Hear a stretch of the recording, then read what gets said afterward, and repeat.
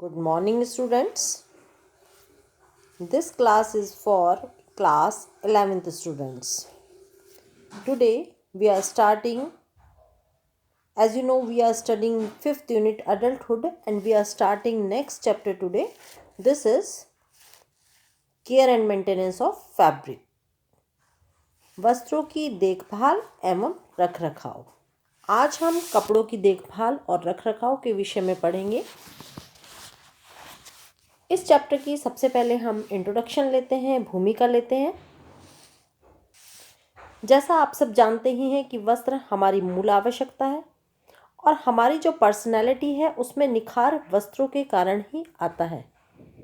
जब हम सुव्यवस्थित तरीके से तैयार किए गए वस्त्र पहनते हैं तो उससे हमारे अंदर कॉन्फिडेंस डेवलप होता है और इन वस्त्रों की देखभाल यदि हम सही तरीके से नहीं करते हैं तो हमारा कॉन्फिडेंस लूज़ भी हो जाता है। देखिए, वस्त्र बहुत मूल्यवान होते हैं और यदि हम इनकी केयर अच्छी तरह से ना करें तो ये हमारा कॉन्फिडेंस तो लूज़ करते ही हैं, साथ ही साथ क्या होता है, हमारा आकर्षण भी ख़त्म कर देते हैं। इसीलिए हमें वस्त्रों की अच्छी तरह से देखभाल करनी चाहिए और उनको पहनते समय बहुत सारी बातों का ध्यान रखना चाहिए। देखिए, लास्ट जितने भी चैप्टर्स हमने पढ़े हैं उसमें हमने वस्त्रों के सिलेक्शन के बारे में पढ़ा, वस्त्रों के रूप रंग के बारे में पढ़ा, उनकी बनावट पढ़ी, गुणवत्ता के बारे में पढ़ा, उपयोगिता, ये सब पढ़ लिया है हमने। तो इसके लिए ये ज़रूरी है कि वस्त्रों की चमक और उसका रूप रंग और उसकी क्वालिटी एज इट इज़ बनी रहे और हम लंबे समय तक उन वस्त्रों को प्रयोग कर सकें। तो इसके लिए हमें क्या करना होगा, वस्त्रों की देखभाल उचित तरीके से करनी होगी।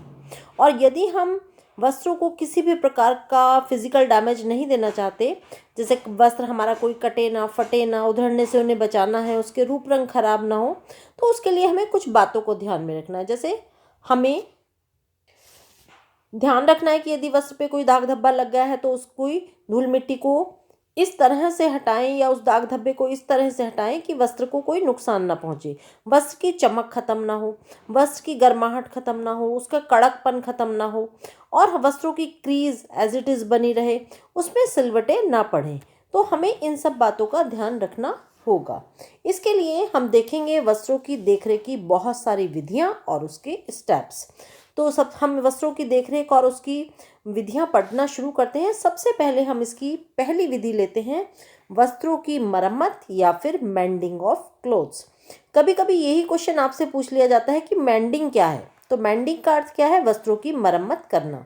अब मरम्मत क्या होती है, देखिए, कपड़ों को जब हम यूज़ करते हैं, जैसे मान लीजिए कोई हमारा एक्सीडेंट हो गया या कहीं पर हमारा कपड़ा कहीं से टच हो गया तो उसको नुकसान हो जाता है, तो इन वस्त्रों की मरम्मत करनी आवश्यक हो जाती है। और जब वस्त्रों का उपयोग हम बहुत समय तक करते रहते हैं, बहुत लंबे समय तक उपयोग करते रहते हैं, तो किसी भी एक्सीडेंट की स्थिति में हमारे वस्त्र खराब हो जाते हैं या कट जाते हैं या फट जाते हैं, तो उसके लिए हमें उनकी मेंटेनेंस करनी होती है, जिसको हम वस्त्रों की मरम्मत कहते हैं। जैसे कट गया, फट गया, कहीं पर छेद हो गया वस्त्र में, तो उसके लिए रफू करवाना, हो सकता है कोई बटन टूट गया हो, कोई फास्टनर्स हमें बदलना है, कोई लेस खराब हो गई, उसका रिबन खराब हो गया, कोई सिलाई उसकी खुल गई है या फिर कोई उसकी हेमिंग खुल गई है, तो इसको हम क्या कहते हैं, इसको हम वस्त्रों की मरम्मत कहते हैं।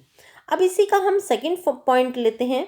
सेकंड पॉइंट आता है हमारा धुलाई या फिर लॉन्ड्री। धुलाई क्या है, धुलाई का मीनिंग क्या है, धुलाई का तात्पर्य उस प्रक्रिया से है जिसमें वस्त्रों को साफ रखने के लिए उन्हें धोया जाता है और सिलवट रहित दिखाने के लिए इन पर इस्त्री की जाती है। तो यहाँ पर हमने दो बातें पढ़ी हैं, एक तो वस्त्रों को साफ करना और एक हमने उन पर इस्त्री करना। इस्त्री क्यों की जाती है, सिलवट रहित दिखने के लिए, और साफ रखने के लिए वस्त्रों को धुलाई, ठीक है, धुलाई वस्त्रों की जाती है। दूसरे शब्दों में हम इसको इस तरह से भी कह सकते हैं कि कपड़ों को मैल उनका हटाना या उनके दाग धब्बे हटाना या उन्हें धोने और सिलवट रहित दिखाई देने के लिए उन पर प्रेस करना, इसी को हम क्या कहते हैं, पूरी प्रोसेस को धुलाई कहते हैं। कपड़ों को अचानक से कोई दाग धब्बा भी लग जाता है तो उसके लिए भी हमें उस कपड़े को धोना पड़ता है, ठीक है। तो उसका मान लीजिए कपड़ा मटमैला हो गया है या पीलापन हो गया, उसको हटाने के लिए भी हमें कपड़ा धोना पड़ता है। कभी कभी हम उस पर चरक करवाते हैं तो उसके लिए भी उस पर एक विशेष प्रोसेस की आवश्यकता होती है। तो हम धुलाई जो पढ़ रहे हैं, ये धुलाई, इसी के हम स्टेप्स देखते हैं कि कौन कौन से स्टेप्स होते हैं।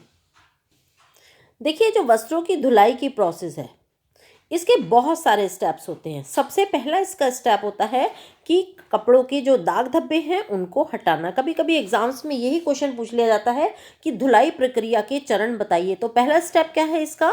दाग धब्बे हटाना। सबसे पहले यदि कपड़े पे कोई दाग धब्बा हट गया, हमें उसे हटाना चाहिए। फिर उसके बाद हमें क्या करना चाहिए? कपड़ों को धुलने के लिए तैयार करना। फिर धुलाई द्वारा कपड़ों से जो गंदगी है उस गंदगी को साफ करना, removing dirt from clothes bye washing. फिर सुंदर दिखने के लिए उसको अंतिम रूप दिया जाता है, जैसे उन पर नील लगाना या फिर स्टार्च लगाना, ये सब काम करना। ठीक है, लास्ट में क्या है? आकर्षक रूप देने के लिए उन पर हम प्रेस करते हैं, क्योंकि जब तक हम प्रेस नहीं करते वस्त्रों पर शाइनिंग नहीं आती है। तो ये आप सारा इसका प्रोसेस सारे स्टेप्स जरूर याद करेंगे कि धुलाई प्रक्रिया के कौन कौन से चरण हैं। अब हम देखते हैं नेक्स्ट स्टेप इसका। सबसे पहला स्टेप देखते हैं हम। सबसे पहला स्टेप हमने क्या पढ़ा था? दाग धब्बे हटाना। हम ये इस चैप्टर में सारे धुलाई प्रक्रिया के सारे चरण पढ़ेंगे। सबसे पहला चरण अब हम डिटेल से पढ़ेंगे, वो क्या है? दाग धब्बे हटाना। देखिए, दाग धब्बे क्या है? एक ऐसे अवांछित रंग के रूप में परिभाषित किया जाता है दाग धब्बे को, जो कपड़े पर बाहरी पदार्थ के संपर्क में आने पर लग जाता है। यदि कोई भी बाहरी पदार्थ, हमने खाना खाया, हमारे खाने पर थोड़ी सी सब्जी गिर गई, तो वो क्या हमारे कपड़े पर स्टेन छोड़ देता है। सरल शब्दों में इस तरह से कह सकते हैं कि दाग धब्बे ऐसे अवांछित रंग होते हैं जो किसी भी सतह पर हमें दिखाई देने लग जाते हैं। कोई धब्बा लग गया और हमें वो स्पेशल रूप से वहाँ पर दिखाई देने लगता है। वस्त्रों की जो सतह होती है उसको गंदा करने का आभास दे देता है। दाग धब्बों को सामान्य धुलाई प्रक्रिया द्वारा हम नहीं हटा सकते हैं। इसके लिए हमें कुछ विशेष केमिकल्स की आवश्यकता पड़ती है और स्पेशल प्रोसेस की आवश्यकता पड़ती है। इसलिए वस्त्रों पर हम खाने पीने की वस्तुएं या अन्य चीज़ों के जो भी दाग लग ही जाते हैं, इनको हम किससे साफ करने चाहिए? विशेष अभिकर्मकों से इन्हें साफ करने चाहिए। और वस्त्रों पर लगे हुए दाग को यदि हम तुरंत ही हटा देते हैं तो वो जल्दी छूट जाते हैं, और लेकिन यदि हम तुरंत नहीं छोड़ाते तो क्या होता है? वो जो दाग है वो आसानी से साफ नहीं होता है और बहुत लंबे समय बाद उसका उतरना कठिन हो जाता है, और वे अपना वहाँ पर एक स्टेन हमेशा के लिए परमानेंटली छोड़ देते हैं। तो अब हम इन दाग धब्बों के बारे में पढ़ेंगे कि ये दाग धब्बे कितने प्रकार के होते हैं। देखिए, दाग धब्बे के हम टाइप्स लेते हैं। सबसे पहला धब्बा होता है वनस्पतिक धब्बा। अब वनस्पतिक धब्बे में क्या होता है? देखिए, इसमें वनस्पतिक धब्बे में कोई चाय कॉफी का धब्बा लग जाए, ये आप ध्यान रखेंगे, इस तरह के क्वेश्चन एग्जाम में अक्सर पूछा जाता है। जैसे चाय कॉफी का, कोको का, फल सब्जी का, जो भी वनस्पति के द्वारा धब्बा लगता है, ठीक है, वेजिटेबल स्टेन्स इसको बोलते हैं, उसे वनस्पतिक धब्बा कहा जाता है। और ये धब्बे कैसे होते हैं? ये धब्बे एसिड युक्त होते हैं, इसलिए इन धब्बों को हटाने के लिए क्षार का प्रयोग किया जाता है। ये धब्बे का जो टाइप्स है वो आप याद कर लेंगे। ये धब्बा कैसा है? ये धब्बा आम्लिक धब्बा है या फिर एसिडिक धब्बा है, और ये धब्बा किससे साफ होगा? ये धब्बा क्षार से साफ होगा। किससे साफ होगा ये धब्बा? क्षार से ये धब्बा साफ होगा। अब हम बात करते हैं प्राणी धब्बे की, या फिर इसको एनिमल स्टेन कहते हैं। इस एनिमल स्टेन में कौन कौन से धब्बे आते हैं? जैसे ब्लड का धब्बा, अंडे का धब्बा, ठीक है, मीट का धब्बा, दूध का धब्बा। जो भी पदार्थ हमें एनिमल से प्राप्त होते हैं वो धब्बे यदि लग जाते हैं तो उसे हम एनिमल स्टेन कहते हैं। और जो एनिमल स्टेन होते हैं, इन धब्बों में प्रोटीन पाया जाता है। ये क्वेश्चन भी आ जाता है कि प्राणी इस धब्बे में कौन सा तत्व पाया जाता है? इसमें प्रोटीन पाया जाता है। इसलिए इनको दूर करने के लिए जब भी हमें इन धब्बे को साफ करते हैं, हमेशा ठंडे पानी का यूज़ करना चाहिए। प्राणी धब्बा हमेशा किससे साफ होगा? ठंडे पानी से साफ होता है। इसको ऊपर कभी भी गर्म पानी नहीं डालना चाहिए। क्यों नहीं डालना चाहिए? मान लीजिए ब्लड का धब्बा आपके वस्त्रों पर लग गया है और आपने उसके लिए गर्म पानी यूज़ कर लिया, तो वो धब्बा कभी भी साफ नहीं होगा। क्यों नहीं होगा? क्योंकि इस धब्बे में प्रोटीन पाया जाता है, और प्रोटीन के ऊपर जब भी गर्म पानी डलता है वो प्रोटीन वहीं पर जम जाता है। तो हमें ब्लड का धब्बा या फिर कोई भी एनिमल स्टेन साफ करने के लिए हमेशा ठंडे पानी का यूज़ करना चाहिए। अब हम थर्ड टाइप लेते हैं, इसका तीसरा प्रकार, वो है चिकनाई युक्त धब्बा या फिर ऑयल स्टेन। देखिए, ऑयल स्टेन में जैसे घी का धब्बा लग गया, मक्खन का धब्बा लग गया, आपने कोई ग्रेवी वाली सब्जी है उसका धब्बा लग गया, ये सब धब्बे इसके अंदर आते हैं। और इन धब्बों को उतारने के लिए हम क्या यूज़ करते हैं, कोई भी चूसक या फिर घोलक विधि का प्रयोग हम करते हैं। ठीक है, कोई भी एब्जॉर्बेंट लगाते हैं जिससे ये जो ऑयल होता है वो ऑयल साफ हो जाता है। इसके बाद अब हम लेते हैं खनिज युक्त धब्बा या फिर मिनरल स्टेन। अब ये मिनरल स्टेन कौन कौन से होते हैं? मिनरल स्टेन में देखिए आएगा स्याही का धब्बा, जंग का धब्बा, दवाई का धब्बा, कोलतार का धब्बा, ये सारे धब्बे खनिज युक्त धब्बों के अंतर्गत आते हैं। और इन धब्बों को दूर करने के लिए क्या क्या यूज़ करते हैं? पहले एसिड या फिर अम्ल यूज़ करते हैं और बाद में क्षार का यूज़ करते हैं। पहले अम्ल का यूज़ किया जाएगा और फिर यदि धब्बा नहीं हटता है तो हम क्षार का यूज़ इसमें बाद में करते हैं। अब हम नेक्स्ट धब्बा लेते हैं रंग का धब्बा या फिर कलर स्टेन। ये धब्बे अम्ल और क्षार दोनों के युक्त होते हैं, आम्लिक भी होते हैं ये और क्षारीय भी होते हैं। इसलिए इनको उतारने के लिए इनकी हमें नेचर का ज्ञान होना अत्यंत आवश्यक होता है। इसके बाद रंग की संरचना के अनुसार हमें इन धब्बों को छुड़ाना चाहिए। पहले हम पता करेंगे कि धब्बा कैसा है, उसके बाद हम इसके ऊपर विधि यूज़ करेंगे। आम्लिक है तो क्षार का यूज़ करेंगे और क्षारीय धब्बा है तो हम उसके ऊपर अम्ल का यूज़ करेंगे। ठीक है बच्चों, तो ये हो गए हमारे टाइप्स ऑफ स्टेन्स। अब हम इसके बाद लेते हैं दाग धब्बे हटाने। जब भी हम हटाएं तो हटाते समय हमें कौन कौन सी बातों का ध्यान रखना चाहिए? देखिए, जब भी हम धब्बा हटाएं तो हमें ध्यान रखना है कि ताज़े धब्बे को तुरंत साफ करना है, क्योंकि उसे साफ करना आसान होता है। धब्बा जितना पुराना होता चला जाएगा उसको साफ करना उतना ही कठिन हो जाता है। फिर दूसरा, वस्त्रों की जो टेक्सचर है उसके अनुकूल धब्बे छुड़ाने वाले पदार्थ का हमें चयन करना चाहिए। रासायनिक कोई भी यदि आप प्रतिकर्मक यूज़ कर रहे हैं तो उसको प्रयोग करते समय हमें कपड़े के तंतु का और जो घोल हम यूज़ कर रहे हैं उसका, जो भी घोल यूज़ कर रहे हैं उसका हमेशा तनु घोल ही यूज़ करना चाहिए। ठीक है, तनु घोल ही, हम यदि कोई केमिकल यूज़ कर रहे हैं उसका तनु घोल ही यूज़ करेंगे। सूती और लीनन वस्त्रों पर से धब्बे छुड़ाने के लिए धब्बे पर जो भी आप केमिकल फैलाएंगे उसको फैलाकर ऊपर से गर्म पानी की धार बनाकर आपको डालनी चाहिए। फिर दूसरी बात आती है, यदि आप सूती, सिल्क या फिर रेयॉन के वस्त्रों के लिए प्रतिकर्मक यूज कर रहे हैं तो हमेशा ध्यान रखेंगे कि हल्के घोल का ही प्रयोग करें। हल्का घोल कौन सा होता है? हाइड्रोजन पेरोक्साइड के घोल का ही प्रयोग आपको उसके ऊपर करना चाहिए। वस्त्रों पर प्रतिकर्मक केवल उतनी ही देर रखना चाहिए जितने में धब्बा आसानी से छूट जाए। धब्बा छूट जाने के बाद उसे पानी से निकाल देना चाहिए और वस्त्रों पर लगे प्रतिकर्मक को पानी से बिना निकाले यदि ऐसे ही सूखने दिया जाता है तो उस स्थान से हमेशा वस्त्र कमजोर पड़ जाता है। इसलिए प्रतिकर्मक को हमेशा साफ पानी से पूरी तरह से रिमूव कर देना चाहिए। फिर आम्लीय प्रतिकर्मक का क्षार से और क्षारीय प्रतिकर्मक का अम्ल से ऑक्सीकरण अवश्य कर देना चाहिए। ठीक है, तो और उसके बाद जो भी अज्ञात धब्बे हैं उनको छुड़ाने के लिए सबसे कम हानिकारक प्रतिकर्मक का प्रयोग करना चाहिए। फिर रंगीन वस्त्रों के धब्बे उतारने से पहले इस बात की जांच कर लेनी चाहिए कि जो वस्त्र है उसका रंग कच्चा तो नहीं है। यदि वस्त्र का रंग कच्चा है तो आपको सोच समझकर ही उस पर कोई केमिकल यूज करना चाहिए। ठीक है, धब्बे छुड़ाने से यदि वस्त्र का रंग बिगड़ जाए तो आपको क्या करना चाहिए? उसके ऊपर अमोनिया की वाष्प दिखाने से कभी कभी वस्त्र का जो ओरिजिनल कलर है वो वापस आ जाता है। इसलिए उसके ऊपर अमोनिया की वाष्प या अमोनिया की स्टीम दिखा देनी चाहिए। जो ज्वलनशील पदार्थ हैं जैसे पेट्रोल हो गया, स्प्रीट हो गया, इनका प्रयोग करते समय आपको बहुत सावधानी की आवश्यकता होती है। वस्त्रों के पुराने दाग धब्बे उतारना कोई आसान काम नहीं होता है। इसके लिए कोई आपको लघु विधि यूज करनी चाहिए और इसमें बहुत ज़्यादा पेशेंस की आवश्यकता होती है। इसमें जब हमें एक विधि हम यूज़ करते हैं और उसमें हम सफल नहीं होते हैं तो हमें दूसरी विधि, और दूसरी विधि में यदि सफलता नहीं मिलती है तो हमें तीसरी विधि का प्रयोग करते रहना चाहिए। ठीक है, उसमें हमें पेशेंस की आवश्यकता होती है। यदि एक बार में धब्बा ना हटे तो तुरंत दूसरी विधि यूज़ कर लेनी चाहिए। अब आती हैं दाग धब्बा हटाने की कौन कौन सी टेक्निक्स हैं। दाग धब्बा हटाने की टेक्निक्स देखते हैं। सबसे पहले आता है इसमें खुरचना।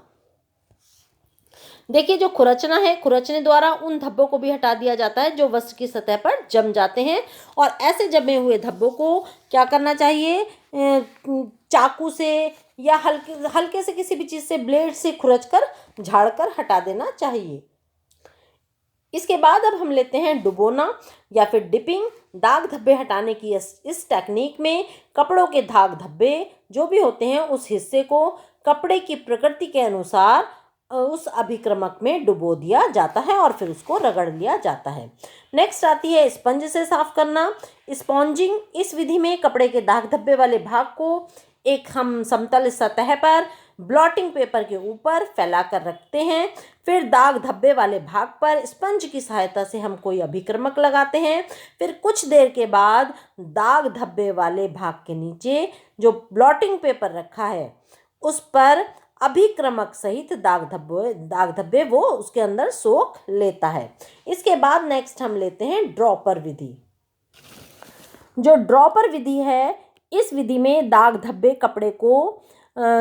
वाले कपड़े को एक कटोरी पर फैला दिया जाता है। फिर उस दाग धब्बे पर ड्रॉपर की सहायता से ड्रॉप करके वो अभिक्रमक डाला जाता है, और कुछ देर बाद जो अभिक्रमक है वो कपड़े से होता हुआ नीचे कटोरी में इकट्ठा हो जाता है और दाग धब्बे वाले हिस्से को फिर पानी से धो दिया जाता है। तो ये सारी हो गई दाग धब्बा हटाने की टेक्निक। सारी टेक्निक्स आप याद कर लेंगे कितनी टेक्निक्स होती हैं।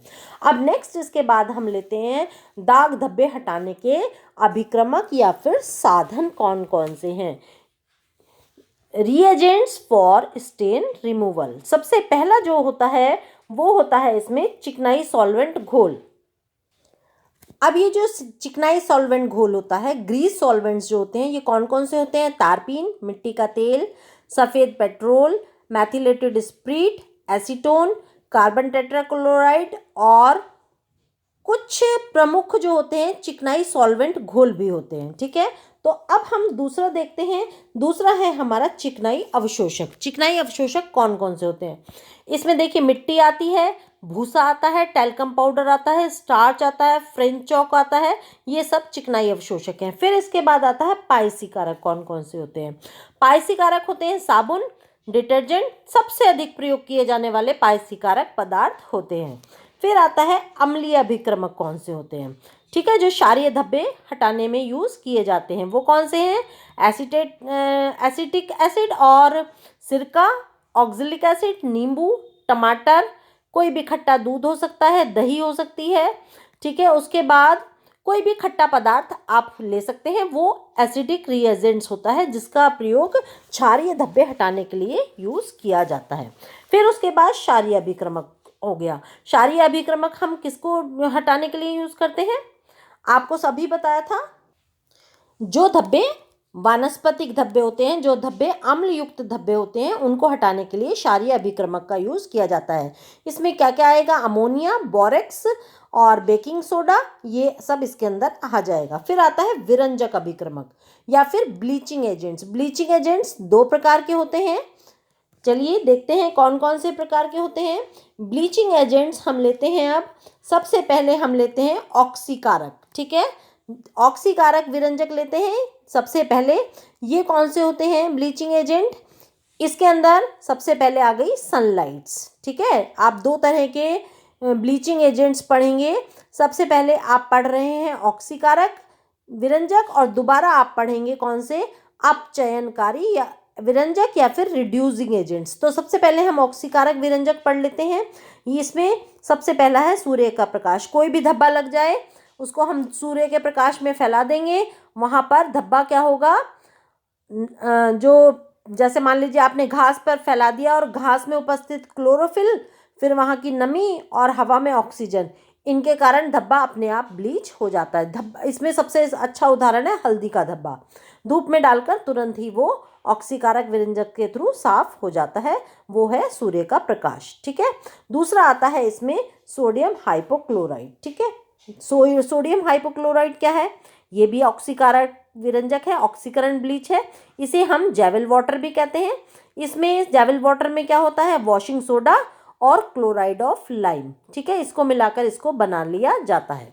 तीसरा आता है सोडियम परबोरेट। सोडियम परबोरेट में बोरेक्स, कास्टिक सोडा और हाइड्रोजन पेरोक्साइड, इनको मिलाकर ये ऑक्सीकरण ब्लीच बनाई जाती है और इसको गर्म पानी में मिलाया जाता है। ठीक है, फिर इसके बाद नेक्स्ट आता है हाइड्रोजन पेरोक्साइड। ये बहुत इजीली अवेलेबल हो जाता है और ऑक्सीकरण का ये एक बहुत ही सेफ मेथड है और ऊनी वस्त्रों पर और रेशमी वस्त्रों पर ये दाग धब्बे हटाने के लिए सबसे ज़्यादा प्रयोग किया जाता है। तो ये सारे हमारे हो गए ऑक्सीकारक विरंजक। ऑक्सीकारक के बाद हम लेते हैं रिड्यूसिंग एजेंट या फिर अपचयनकारी विरंजक कौन से होते हैं। इसमें सबसे पहले हम लेते हैं सोडियम हाइड्रोसल्फेट।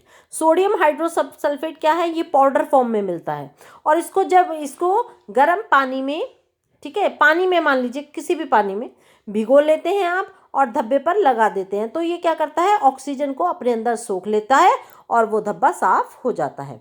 फिर आता है सोडियम बाइसल्फाइड। सोडियम बाइसल्फाइड क्या है, ये सल्फ्यूरिक एसिड और कास्टिक सोडा इनको मिलाकर तैयार किया जाता है। ये दोनों रिड्यूसिंग एजेंट है। ठीक है बच्चे, इसके बाद अब हम लेते हैं धब्बे वाला क्वेश्चन, बहुत अच्छे से तैयार करेंगे, इसमें क्वेश्चंस बहुत ज़्यादा पूछा जाता है। फिर नेक्स्ट आता है सूती कपड़े से कुछ सामान्य दाग धब्बे हटाने की विधि। ठीक है, अब हम धब्बा देखेंगे और उसको हटाने की विधि देखेंगे कि उस धब्बे को कैसे साफ करेंगे।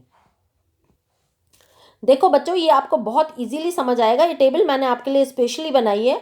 देखो, यदि टेप का धब्बा लग जाए, जो चिपकाने वाली टेप होती है कपड़े पर, धब्बा लग जाए तो इसमें क्या करेंगे, हम दाग या धब्बे वाले हिस्से को कुछ देर के लिए क्या करेंगे, बर्फ में रखकर कड़ा कर लेंगे, फिर उसको खुड़च कर उखाड़ देंगे और लास्ट में साबुन के घोल से धो देंगे। ठीक है, फिर आता है ब्लड का धब्बा। आपको बताया था अभी थोड़ी देर पहले भी कि ये ठंडे पानी से साफ हो जाता है, लेकिन यदि धब्बा पुराना हो गया है तो नमक के घोल में हम इसको भिगोकर साफ कर लेंगे।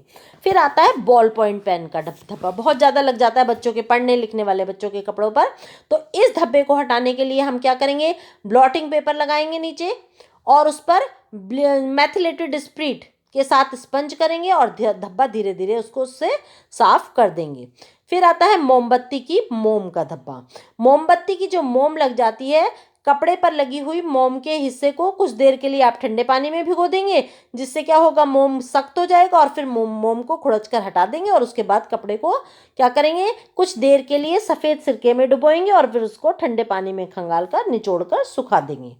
फिर च्युइंगम यदि कपड़ों पर लग जाती है तो उस हिस्से को सबसे पहले आप कड़क करेंगे। कड़क करने के लिए बर्फ़ लगाया, लगाने से क्या होगा, च्युइंगम कड़क हो जाएगी और कड़क होने से आप उसको खुड़च कर हटा देंगे और दाग वाले हिस्से को कुछ देर के लिए ठंडे पानी में भिगो देंगे और फिर साबुन के घोल में धोकर सुखा देंगे। तो ये हो गया। अब हम नेक्स्ट लेते हैं। नेक्स्ट आता है चॉकलेट का धब्बा। चॉकलेट के दाग वाले हिस्से को कुछ देर के लिए ठंडे पानी में, ठीक है, ठंडे पानी के क्या करेंगे, हाइपोक्लोराइट विरंजक जैविल वाटर जो अभी आपको बताया था उसमें भिगो देंगे और फिर कुछ देर के बाद धोकर साफ कर देंगे। नेक्स्ट आता है कड़ी का धब्बा या हल्दी का धब्बा। ठीक है, ये बहुत अच्छी तरह साबुन और पानी से अच्छी तरह धोएंगे और धूप में सुखा देंगे। धूप में बहुत जल्दी विरंजित हो जाता है। नेक्स्ट आता है एग का धब्बा। दाग धब्बे वाले हिस्से को ठंडे पानी से धोएंगे और फिर साबुन और गुनगुने पानी से धो देंगे, वो साफ हो जाएगा। ठंडे पानी से धोएंगे, ठीक है, गर्म पानी से नहीं धोएंगे। गर्म पानी से क्या होगा, वो प्रोटीन होता है, कपड़े में जम जाएगा। नेक्स्ट आता है फल और सब्जी का धब्बा। ताजे धब्बे पर क्या करेंगे आप, जो आप फल और सब्जी का लग गया है, स्टार्च का पेस्ट लगाएंगे और फिर सूखने पर रगड़कर धोकर सुखा देंगे। फिर आता है चिकनाई का धब्बा या फिर ग्रीस का धब्बा। इसमें क्या करेंगे, दाग वाले हिस्से को किसी भी विलायक में, सोलवेंट में आप धोएंगे, जैसे पेट्रोल, स्प्रिट या फिर केरोसिन के तेल में। इसमें डुबोएंगे, स्पंज करेंगे, फिर गर्म पानी से साबुन के साथ धोकर सुखा देंगे। ठीक है, ये हो गया आपका ग्रीस का धब्बा। इसके बाद अब हम लेते हैं स्याही का धब्बा। स्याही का धब्बे को हटाने के लिए,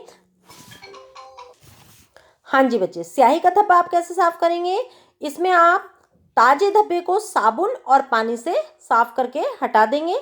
इसमें आप स्याही के धब्बे के लिए नींबू का रस, दही और नमक भी लगाएंगे और फिर सूखने के बाद यदि पुराना हो गया तो लगाएंगे, वैसे स्याही का धब्बा पानी से भी साफ हो जाता है।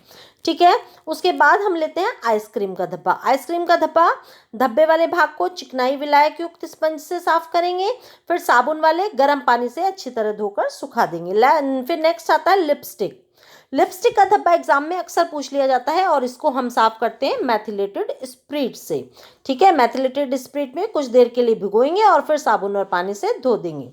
ठीक है, नेक्स्ट आता है फिर ग्लिसरीन, दवाई का धब्बा। लिपस्टिक के बाद दवाई के धब्बे के लिए आप क्या करेंगे, दवाई के दाग वाले भाग को कुछ देर के लिए आप मैथिल अल्कोहल में भिगोएंगे या फिर ऑक्जेलिक एसिड के हल्के घोल में भिगोएंगे। ठीक है, और फिर उसको गर्म पानी से धोकर साबुन के साथ सुखा देंगे।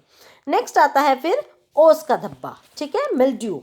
दाग वाले भाग को क्या करेंगे आप, जो हाइपोक्लोराइड ब्लीच है उससे स्पंज करेंगे, हाइपोक्लोराइड ब्लीच से, और उसके बाद स्पंज कर देंगे। फिर आपका इसके बाद हम लेते हैं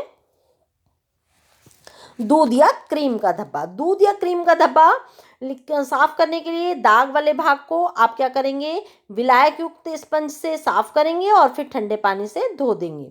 ठीक है, नेक्स्ट आता है पेंट का धब्बा। पेंट या पॉलिश कोई भी लग जाए, इसको आप तारपीन के तेल से, केरोसिन ऑयल से अच्छी तरह धोएंगे और फिर साफ कर देंगे साबुन वाले पानी से। नेक्स्ट आता है जंग का धब्बा। ये भी एग्जाम में अक्सर पूछ लिया जाता है। बच्चे, जो मैंने आपके टेबल बना रखी है इनका स्क्रीनशॉट लेकर रख लेंगे, इससे आपको सारे धब्बे हटाने की विधि याद हो जाएगी। जब भी आप फ़ोन खोलेंगे तो आप धब्बे हटाने की विधि याद कर लेंगे और उसको अपने इस फ़ोन में स्क्रीनशॉट लेकर सेव कर देंगे ऐसी जगह जो आप जब भी फ़ोन खोलेंगे तो वो आपको दिखाई देगा। ठीक है, जंग का धब्बा हमेशा ऑक्जेलिक एसिड से साफ होता है। ऑक्जेलिक एसिड में कुछ क्षणों के लिए आप भिगो देंगे और फिर रगड़कर साबुन से धो देंगे। नेक्स्ट आता है जलने का धब्बा। देखिए, जो जलने वाला धब्बा होता है इसमें क्या करेंगे आप, हाइड्रोजन पेरोक्साइड के घोल में स्पंज से साफ करेंगे और फिर उसके बाद उसको साबुन से धोकर सुखा देंगे। जितने भी धब्बे हटाने की आपको विधियां बताई हैं सभी का स्क्रीनशॉट लेकर रखेंगे, जिससे आपको ये धब्बा हटाने की विधियां हमेशा के लिए याद रहे। ठीक है बच्चों, अब हम आज का क्विज लेते हैं कि आज के क्विज में कौन कौन से क्वेश्चंस हैं। फिर हम इसी चैप्टर को नेक्स्ट वीडियो में कंटिन्यू करेंगे। अभी ये चैप्टर हमारा बचता है, अभी ये चैप्टर हमारा फिनिश नहीं हुआ है। फर्स्ट क्वेश्चन लेते हैं, रक्त का धब्बा आप कैसे छुड़ाएंगे, ठंडे पानी से, गर्म पानी से, दोनों से या किसी से नहीं।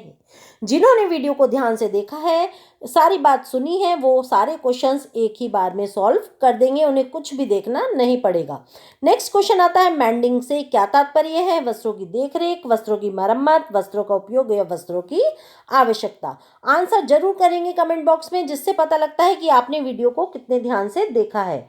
नेक्स्ट आता है थर्ड क्वेश्चन, साबुन को किन के मिश्रण से तैयार किया जाता है, क्षार तथा विलायक, क्षार तथा वसा, क्षार तथा विलायक, वसा तथा विलायक या उपरोक्त सभी। कमेंट बॉक्स में आंसर करके बताएंगे कि आंसर ए है, बी है, सी है या फिर डी है। अब हम नेक्स्ट क्वेश्चन लेते हैं, क्वेश्चन नंबर 4, प्राणी धब्बों में कौन सा तत्व पाया जाता है, विटामिन, वसा, कार्बोहाइड्रेट या प्रोटीन। एक ही बार में बता देंगे बच्चे जिन्होंने वीडियो को ध्यान से देखा है। ठीक है बच्चों, तो आज की क्लास को हम यहीं पर ख़त्म करते हैं और नेक्स्ट वीडियो में फिर से मिलेंगे। Thank you.